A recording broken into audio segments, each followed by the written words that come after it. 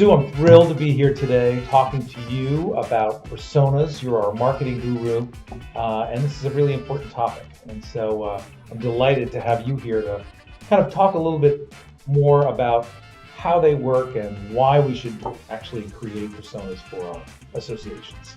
Great. So let's start by defining a persona. I think the way we define it is that it's really a sketch or a profile of a key group of your members or of attendees, identified by common behaviors, traits, and interests. Does that pretty much sum it up? That's right, John. And I think the point there is that those characteristics, that the unique behaviors and traits of those individuals that group together is what really the persona is, that sketch that you talked about. So Sue, my understanding is that personas allow us a more powerful way to kind of organize and understand individuals and groups, even beyond the demographics, correct? That's right.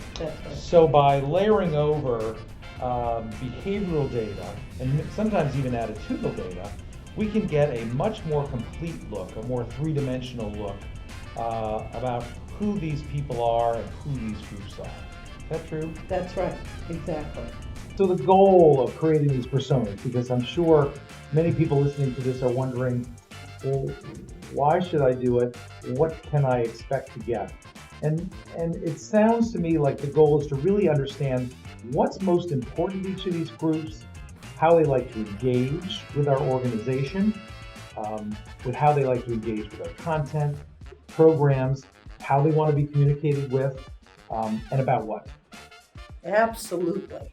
I think it allows you really to understand those unique differences. So now we're able to communicate more relevantly to what's important to you versus this individual. I think it allows us to differentiate our spend, and I'll talk a little bit more about that, but it's very powerful because now we have that complete picture through this process. So it sounds to me like if we can get a much more complete picture beyond just the demographic information, including behavioral, that why wouldn't every group want to create these personas? Exactly. And I think the issue is that many organizations think it's a very complicated process, and it really isn't. So how do we create them? John, what we've done for many associations is you really start by combining all of your data sources. And so that includes things like your membership data, with all your behavioral data, like your meeting registration, webinar attendance, app usage, product purchases, etc. And what you do is you take all that data to really create a true picture of each member's involvement with the organization. So now I can understand what John Folk's involvement is across the board.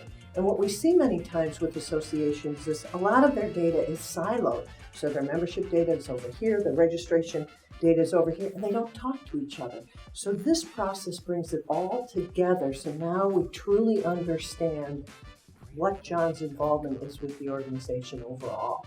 For example, there's persona groups where they always go to the annual meeting. So why would we spend marketing dollars on that? Rather look at spending the marketing dollars on those that maybe don't attend as often and figure out how to drive them to the meeting. Makes sense. Long term. Yeah, it certainly makes sense if we've got a limited budget and we really want to maximize that spend.